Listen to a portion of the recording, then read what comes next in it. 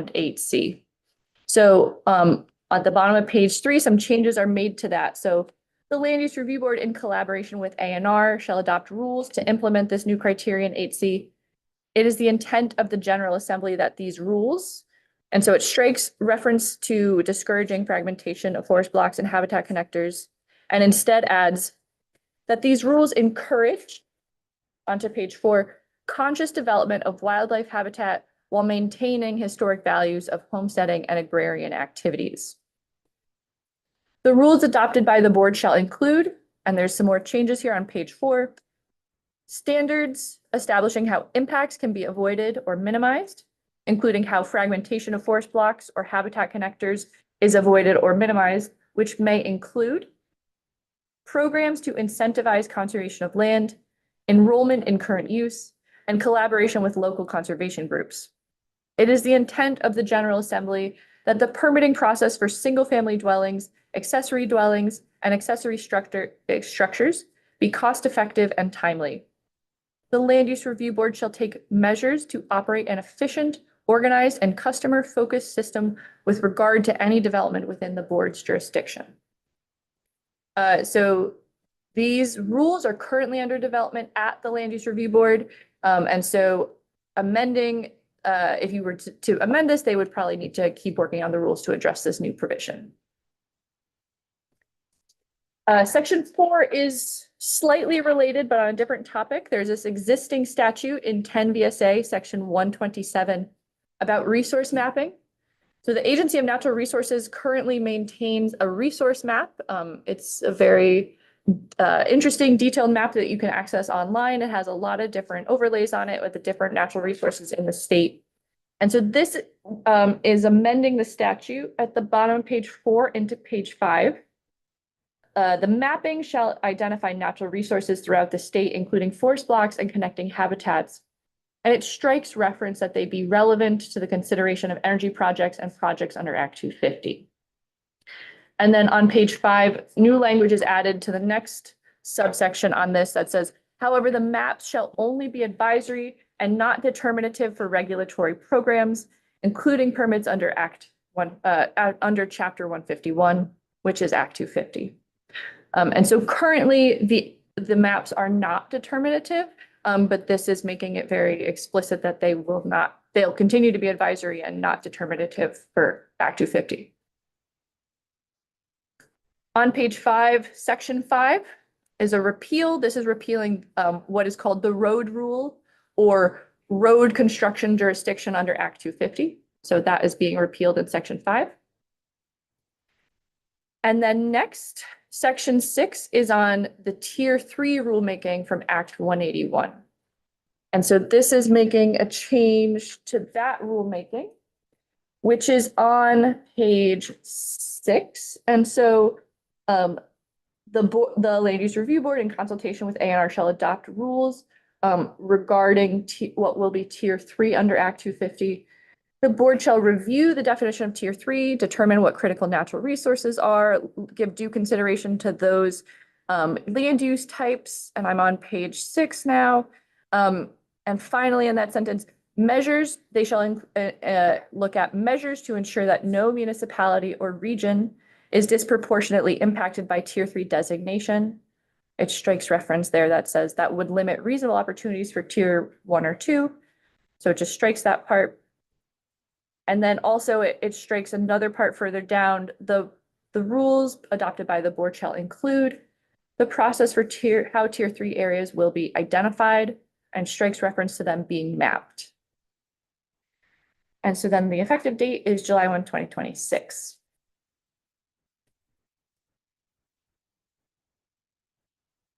On the road rule.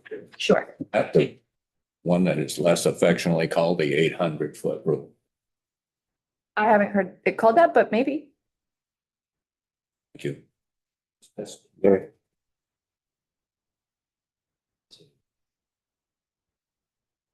Question down there, Lynn? Yes, this Thank representative. you. Sandu, can you just explain the road rule to me? Sure.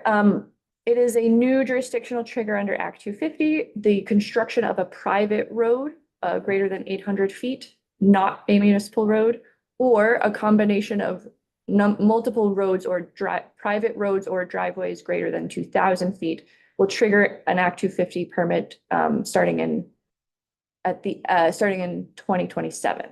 Okay, thank you.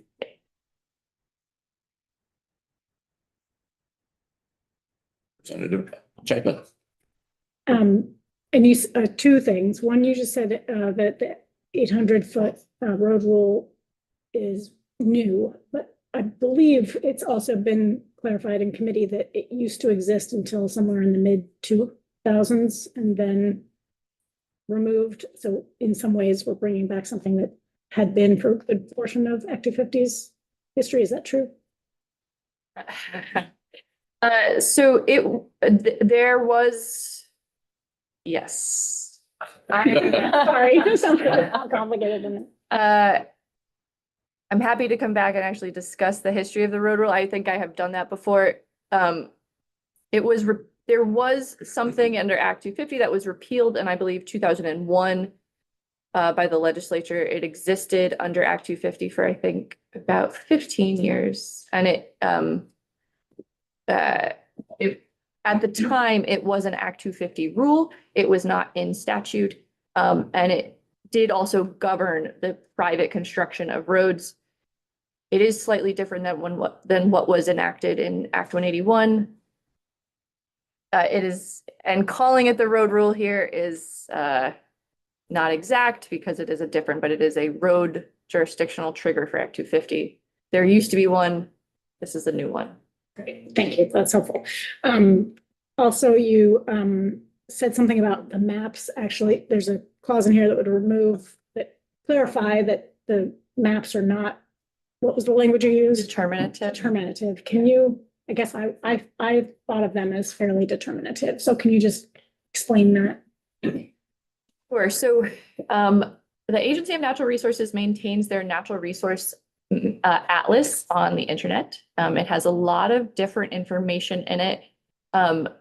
However, when someone applies for an Act 250 permit or another type of permit under either A&R jurisdiction or the PUC's jurisdiction, they generally are using the site maps and plats from the specific site in question.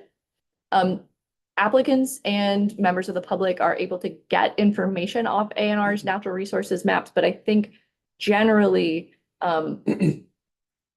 they can consult those maps, but additional on-site verification and specificity is required. So the A&R Natural Resource Atlas is not always as detailed on a parcel by parcel basis.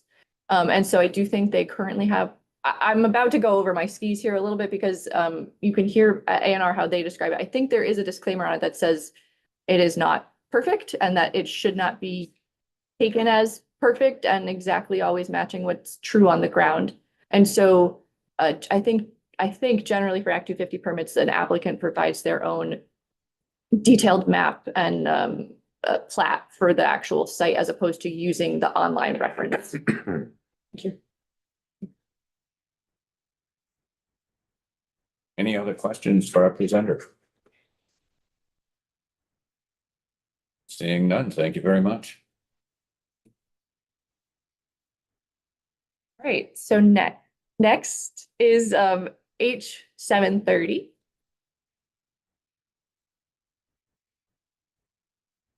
H 730 is an act relating to Act 250 location-based jurisdiction and proposes a number of changes on similar topics than the last bill. So on page 2 of H 730, this bill would also amend the Tier 3 rulemaking provision. So again, this is a session law provision that's in Act 181 about the Land Use Review Board defining Tier 3 based on criteria that was enacted in Act 181. So it keeps all the language on page 2 into 3 the same, and it's adding new elements that the Land Use Review Board shall include as part of the Tier 3 rules that they're currently developing. So on page 3, the Land Use Review Board shall include in the rules, number 6 on line 12, a definition of de minimis residential construction that will not trigger jurisdiction, which may include installation or improvements to a wastewater system and installation of a shed less than 200 square feet in size. And if a criterion under 10 VSA 6086, which is Act 250, is not recommended for review under Tier 3, it shall be identified in the rule and a rationale shall be provided as to why the criterion is not required for Tier 3 protection. So, so with subdivision 6, there is a definition of de minimis activity under Act 250 where the board has said in their rules, minimal development that is de minimis may not trigger Act 250. This is asking that that definition be specific for this residential construction, which may be triggered in a Tier 3 area. And so that's important to remember. Under Tier 3, residential construction may trigger the need for a permit under Act 250. Additionally, it's asking that if Representative Yeah. Austin. I'm having a little trouble understanding what, that definition, in 6, like de minimis is the least resistant. de minimis referring to a very small change that would not require need for review or change to a permit. Which So something basically, what like- is it saying, can you just say it a different way, please? Sure, so under Tier 3, the construction of residential property may trigger the need for an Act 250 permit. And this is saying if someone is actually going to be constructing a shed less than 200 feet in size, the board should address if that is de minimis and would actually not trigger the need for an Act 250 permit. Or if they're going to be getting work done on their wastewater system, would that be considered de minimis and also not trigger the need for an Act 250 permit? What are small alterations to a home that would not trigger the need for an Act 250 permit? Gotcha. Thank you. Yeah. Representative North. With the clarification on that statement that this only applies to like pre-existing homes that happen to be captured in Tier 3 areas. Not That was just what we're applying. not necessarily. It is going to be applying to Tier 3. It may be for pre-existing homes or it may be for new homes that are built under that system. Meaning that there would be an Act 250 permit attached permanently to the property. And so if a new home is constructed and then 10 years later, they want to add a shed, an amendment would not be needed. All right. And then asking if any of the criteria need to be waived for Tier 3. All right. Still under the rulemaking provision for Tier 3, on page 4, there's some additional language added. Sorry, I missed it. At the very bottom of page 3 into page 4, currently the rules for Tier 3 are due February 1st, 2026, which is soon. This is pushing it back to 2027. It's also changing the name of this committee, which has changed a few times in the last few years. And then there's also new language added on page 4, still within this rulemaking for Tier 3. Subdivision E. At least 30 days before a public hearing is going to be held on the proposed Tier 3 rules, the board shall mail written notice to every property owner within a Tier 2 or Tier 3 area, and those properties located at or above 2,500 feet in elevation, that the property may be subject to the updated Act 250 requirements, including when road construction requires a permit. The notice shall include information on how the property owner can submit comments on the draft rules and the date of a public hearing on the rules. Later in the bill, it's section 6, there's a $20,000 appropriation to pay for the mailing of the notice. All right, on page 4, section 2. So another thing that this bill does is it extends all of the interim exemptions for housing under Act 250 that were in Act 181 by 6 months. So on page 4 at the bottom of page 2, currently in the statute, there's this interim exemption for priority housing projects.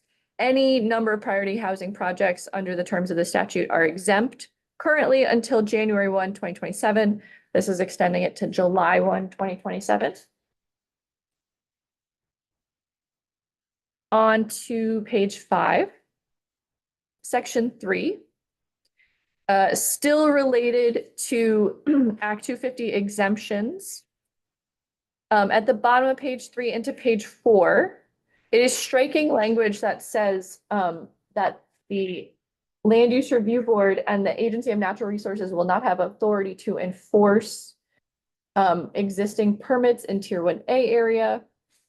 Under the language of Act 181, existing Act 250 permits in Tier 1A areas where an exemption is being created, those permits are being transferred to municipal authority, and the LURB and ANR's ability to enforce those permits were transferred to municipalities. This is getting rid of that and basically letting the LURB and ANR still enforce those permits. On page 6, the other interim exemptions for housing are extended. And so on page 6, subdivision DD. So for 75 units of housing in new town centers, growth centers, and neighborhood development areas, again, being extended from January to July 1 of 2027. And then the same is also true on page 7 for the housing in downtown development areas. Again, January to July of 2027.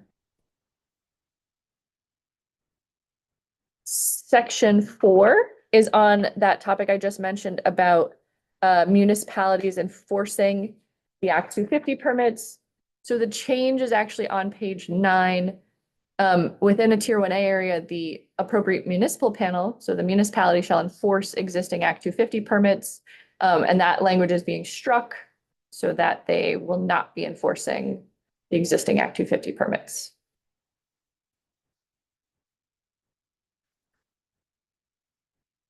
Next, at the bottom of page 9 into page 10, section 5, the effective dates from Act 181. So at the top of page, Representative Chapin. Sorry, just back on page 9. Can you just explain the impact? the whole thing. So Tier 1, which is made up of Tier 1A and Tier 1B, once those areas are established in that area, depending on if it's Tier 1A or Tier 1B, there are exemptions from Act 250 in those areas, but municipal permits are still to be issued. As it is established in the statute currently, the municipality is to take the existing Act 250 permit conditions and put them into the municipal permit so that the municipality can be enforcing those permit conditions, not the Land Use Review Board or ANR. So it's taking away Act 250's jurisdiction in those areas and putting it all with the town. This would be striking that and leaving enforcement of those permits with the Land Use Review Board and the Agency of Natural Resources. I do not know how that would play out practically. So you may want to hear from the sponsor. So the municipality would still be the only one permitting, but the LURB would still have enforcement role. Yes. Thank you. At the top of page 10 in section 5, there are effective date changes. So in subsection 1 here, the effective date is being changed for what is criterion 8C.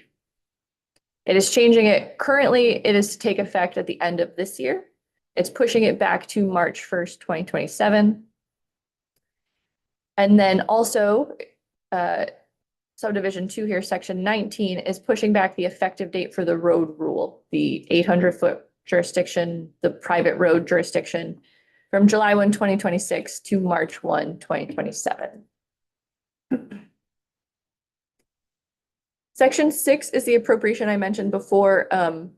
It's $20,000 to the Land Use Review Board to do location-based jurisdiction notice requirement that's being added to Tier 3. And then these last two oh, sorry. Yes. Thank you, Mr. Chairman. That notice, and if there's an appropriation for 20,000, if you go back to page 4, and I'm sorry to. Yep, no. I knew we would get there. It says that a notice will be mailed to every tier 2 and 3 property. Is that around the state, Yes, whole state? I think it's almost the whole state. Yes. So I Public meeting to be held. $20,000 is an estimate I came up with. I don't know how much the mail will cost, but I do think there would be a cost to having to mail a notice to every address in the state practically. So the expectations would be multiple meetings? Have to be. Yes. Yes. Have a place bigger. And how they can submit, yes, I did, yes.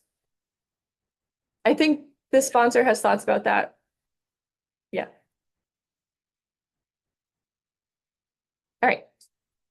Oh, good. Senator Are Buff. municipalities getting any funding for taking on the permitting responsibility? No. Okay. Okay. But to be clear, municipalities could charge their own permit fees.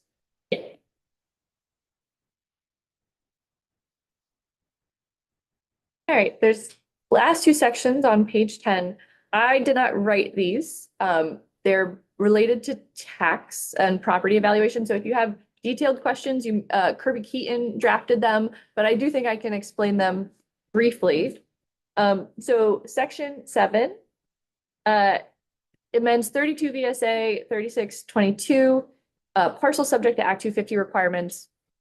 When determining the appraisal value of a parcel, an assessing official shall account for any impact on the fair market value of the parcel due to development requirements under Act 250.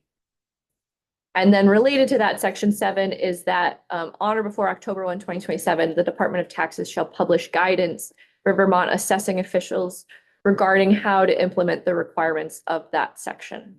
So I do not know a lot about property valuation, but this is directing them to include it in their appraisal. And then finally, the effective dates, the act shall take effect on passage except for the tax section I just read you, section 7, that shall take effect on January 1, 2027, and shall first apply to grand lists lodged on the grand list assessment date in calendar 2027.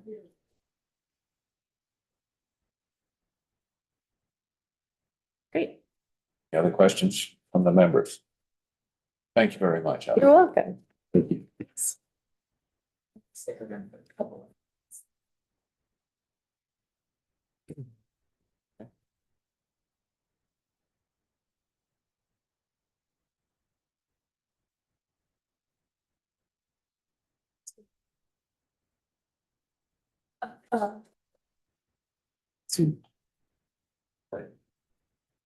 We're running ahead of time. However, that's rare. Are you prepared to testify for introduction on 749?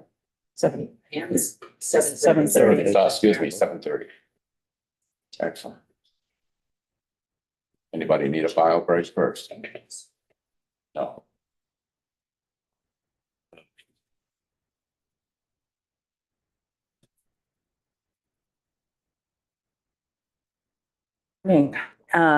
Representative Laura Sibilia from Wyndham 2 here this morning.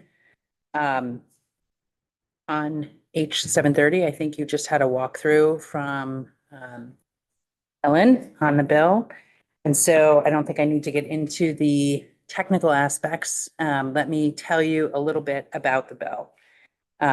This bill has been sponsored by a number of members of the Rural Caucus. The Rural Caucus is a nonpartisan caucus looking to find consensus and on areas of great import to rural Vermont. I was in this committee when Act 181 was developed, recognized it as historic legislation for our state. And the Rural Caucus, since passage of this bill, has asked our RPCs, VLCT, and others to come and talk with us. We've been very concerned about public notice and public awareness because of the historic nature of this legislation and the potential to impact people's ability to develop their land. We just want to make sure they understand that these changes are occurring. And so, as is the case, when you are trying to find a consensus, a bipartisan consensus, this bill does not represent the hopes and dreams of every sponsor that is on there related to Act 181 or but it is what we have been able to agree at a minimum is really important for rural Vermont. We believe that this legislation is moving very quickly and that Vermonters are not really aware. And so we are asking for notice to be sent to Vermonters whose land will be impacted so that they're aware, and to have that happen prior to the final hearing for Tier 3. And I have not had a lot of time to prepare my comments for all of you. And so if I misspeak on what the bill says, I would hope that Ellen will remind me. So notice is very important. We have also asked for delay in a number of the aspects, and I'll speak more to real time what we are seeing and how important that is in a moment. We are also asking, we think that it is really important to make sure that our listers and assessors have some sort of guidance on how to consider all of the tiers when they are thinking about Vermonters, the value of their property, and evaluating that. It's possible, perhaps we will see increases in property values for some, in some aspects. It's possible we will see decreases. And so this is asking for guidance for, to be given for listers and assessors to help them think about this historic legislation and how to evaluate that on property values. In addition, we have language in here asking that existing Act 250 permits, the execution of that, oversight of that is not given to the towns, that be kept over. I think that is really the highlights. We've moved all of the deadlines forward. And if I might, Mr. Vice Chair, do I have a few more minutes? May I share something? So I'd like to share an experience I had 2 nights ago, which really validated the reasonableness and appropriateness of this request for me. So I am a Citizens Interest Commissioner on the Windham Regional Commission, and the RPCs are those that are being asked to bring these maps forward to the LURP. And I will speak more about what I understand about that process after this. We were fortunate enough that Chair Hurley attended the meeting. The Regional Commission had brought her there to explain to the Windham Region commissioners about the work of the LURB and how things are going. And I want to note that I feel the LURB, are they board members or commissioners? Board members. I have seen them at so many meetings, so I want to really credit that. She was there and she talked about the implementation, and then she finished, and then the staff from the Regional Planning Commission began to speak about the process for Wyndham Region map. And our maps in the Wyndham region will probably be amongst some of the last to be sent to the LURB. And right now, staff is on a trajectory for a May draft to be sent to the LURB. And so at that point, Chair Hurley was still there, but she was not speaking. The staff were speaking. I raised my hand and said, I think it's really important that we understand as a commission that, you know, our draft map is going to be going to the LURB in May. It's not scheduled or not thought to be able to be approved and completed until next winter. And yet, very significant regulatory pieces of Act 181 will go into place before that process is completed. Specifically, the road rule, which will impact all of Vermont. I mean, the entirety of section or tier 2 is scheduled to go into place July 1st. Chair Hurley then came back on. This is a public meeting. I want to be careful not to say that I am quoting her, but I believe what she said was, Laura has raised a very important point. The end, she did not continue. And the chair of our commission, the executive director, noted the same. And my takeaway from that was an acknowledgement by the LURB, which is working really, really hard, that we may have the timelines not quite right. And, you know, I don't know if you all have had the opportunity to hear from the other RPCs or to look at some of what has been happening with the LURB and the initial maps, but it is intense work and negotiation that is happening and going back and forth, intense, which I would say to you, I think is appropriate given the historic nature of this legislation. And I think it really warrants a tweak in the timelines, for sure, which will also help with public notice. And so I think it's very difficult as a citizen legislature to pass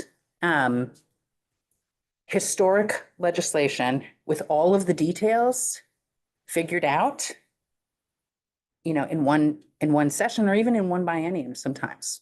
And this is that type of, that we see it with education reform. This is of that level. And so we think that these are really modest proposals to consider. As I said, it's not the hope, does not represent the hopes and dreams of all members of our caucus or all of the sponsors. There are folks that would like to repeal Act 181. There are folks that would like to repeal aspects of it. This legislation does not ask for that. It says, please, we need more time. The LURB needs more time. Vermonters need more time. If this is to be enacted, we have to do this right, and we are not on the right timeline. And Mr. Vice Chair, may I just quickly check in with the league, who I have consulted with on some aspects of this bill to make sure that I haven't missed, yes, to make sure I haven't missed anything in particular. I know this is a surprise to them. So I guess you probably, is there anything that I have missed that you would want me to highlight? Sure. For the record, Josh Hanford, Director About this of legislation, yeah. Intergovernmental Relations at the Vermont League of Cities and Towns. I would say that Act 181 requests in this bill align with what VLCT is also asking for. It's a delay in implementation so we can understand a little bit more about what's going on, that there can be more public input and notice. So a delay in the implementation of the road rule so those maps can be finished. A delay in the implementation of the tier 3 implementation.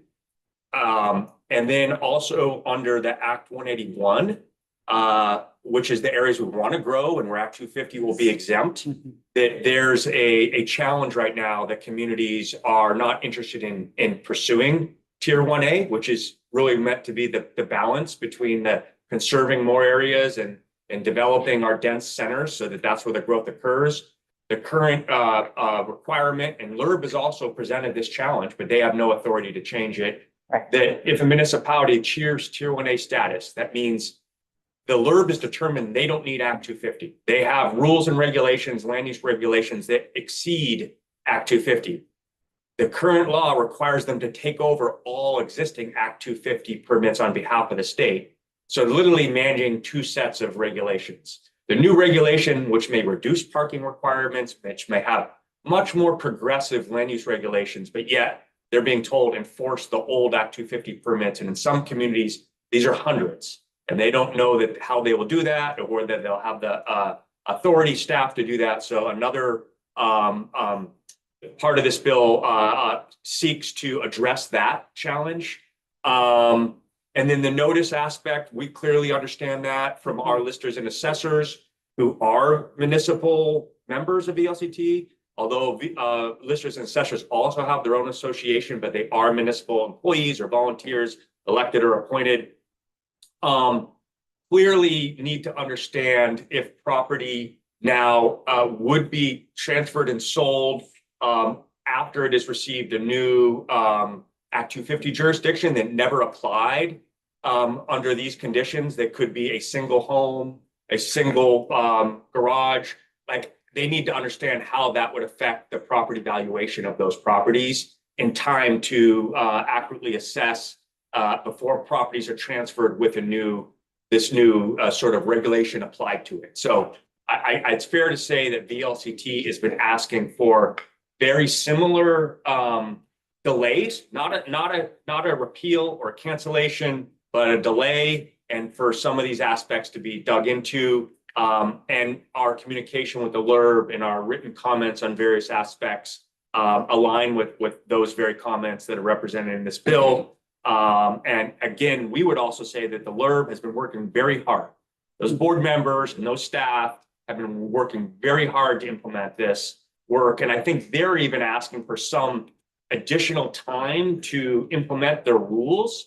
But our concern at this point is those will all be implemented before there's a sinking and before the legislature, after you're out of this section and before you come back for the next session. There'll be no time to evaluate whether there is something that needs a tweak. And that's really what this allows us to do. Just make sure that an historic change to all of Vermont's land use development regulations has the time for people to understand it and the ability to tweak if necessary.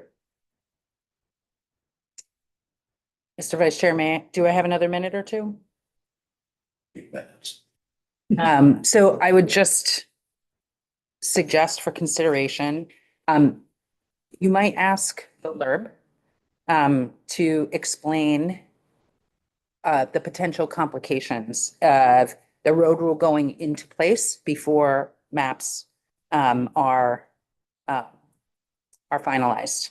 And so how that could play out on the ground.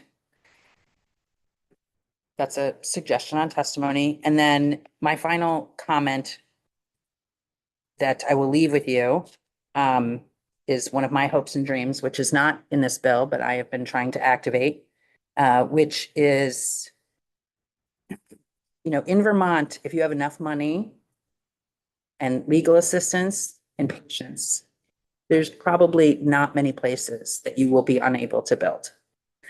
And so I know a lot of my colleagues on the Rural Caucus, and I'm sure all of you, I am very concerned about the potential for unintentional rural gentrification if, along with this historic legislation, we do not put in place some tools to help the Vermonters who live in rural Vermont and who have lived there for hundreds of years and may want to pass on a bit of their land for their child to be able to build a road, to put a, maybe a double wide, or a very modest home. And they may not have the money for the engineering needed to mitigate or any of that, or for the permit. And so we risk potentially making those folks criminals, or really disenfranchising Vermonters. And I think we can solve those problems if we want to. They're hard. This is historic legislation. And if this is right to do, I think we have to solve for providing some tools. And I have reached out to a lot of my environmental friends and suggested that, that if this is right for Vermont, we've got to figure out how to help the Vermonters that are there now be able to stay and afford to participate, to be lawful. So thank you very much, Mr. Speaker. Any questions? Yes, Senator North. Thank you, Mr. Chair. Representative Sibilia, thank you for your presentation today and bringing page 730 to us. Question, how would permitting of tier 1 be done by a municipality, but enforcement be handled by the LURB? We talked about, Josh brought it up as well, the removal, the striking out of that paragraph that removed the enforcement of the tier. Are we just basically suggesting that all of the Act 181 enforcement just goes away altogether since it's been essentially delegated, like the concepts have been delegated to the municipalities, so that would be zero enforcement of the. So I'm sad to see that my good friend Ellen is not here, but Representative North, what this has to do with is existing Act 250 permits that exist now. The enforcement of those permits as contemplated in this, in Act 181 was that enforcement would move to the municipality, to 1A municipalities.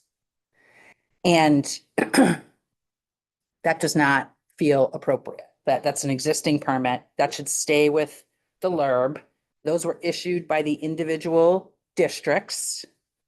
The LURB is now connecting and managing all of the districts together. And so that's what we have. Yes. So. Okay, so maybe that's what I was misunderstanding is that it's existing. Yes. 50 permits. So a municipality, so if an existing Act 250 permit is now encompassed in a tier 1A area. Yes. It's not up to the municipality to take over. Yes. The Act 250 enforcement of that existing permit. Well, right now the law says that it is. And so we're saying we don't think that that should happen. Gotcha. So in a tier 1A area, once a municipality grants tier 1A development permit, whatever that's going to be called in a particular municipality, we're not expecting any Act 250 enforcement be done on that permit area. Because they'll be exempt. Because they're exempted. That was where I was. And I could just add to that, it's not a municipal authority to become tier A or to get Act 250 exemption. That's up to the LURB. The LURB decides if they're eligible, that they meet and exceed the standards that Act 250 has for all the different protections, all the different criteria. Once they've received that authority, and this isn't the whole community, it's a designated area, right? Typically, maybe Burlington or Rutland city might be able to achieve that for their whole city, but even that sort of in question. Once they've achieved that status, Act 250 doesn't exist anymore because their parking permit, their stormwater permit, all their permits cover and exceed what Act 250 does. So it's not necessary. That's why it's really hard to say, but follow our old Act 250. So this bill seeks to say, no, that can stay with the LURB and Act 250 process. Or if there's a way to sort of remove those permit conditions and then have the municipal existing permits take that over in a logical way, that's open for discussion as well. But it can't just be automatically you own 300 Act 250 permits that you had nothing to do with the permitting and don't even know if your local regulations match up with what is a condition, an Act 250 condition on that property that now you have to learn about and enforce. So given that in these municipalities that are, or in these regions, the tier 1A regions, that there's going to be a mixture of things. There's going to be developments that were originally Act 250 permitted. Right next door is going to be a new development that is now tier 1A permit. And yeah, so this, what I guess what I'm understanding then is that Act H 730 doesn't attempt to resolve how to deal with those differences right next door to each other. No, Representative North, as you know, as I noted, it does not seek to solve all of the issues that may be out there, but really issues around process and timing and notice. Yeah, so. Yes. Any other, Ella? Josh, just on that piece of, you represent, so many municipalities. I guess I'm just curious if particularly the cities in Vermont have had these conversations internally. Do you know, does Burlington feel the same? I mean, I'm imagining the cities don't all feel the same about this topic. I'm just curious if you know how many of them have actually had conversations about this internally and whether they do or don't want it. Absolutely. So we had our priorities for this session include this very thing. All of our municipalities, all of our cities that are represented on the league, many of them are on the board, has been expressing this very concern. They would very much like to be tier 1A areas, but they're not at all sure how they would take over the state's Act 250 permits. Considering their own regulations that they would be approved for tier 1A may go above and exceed some of those or have different approach, so that they are all very much want to not stop the tier 1A delegation process. And that's why this is an eloquent way to say, we don't want to stop that process. We want you to just say, once we achieve it, LURB suggests we've got this authority.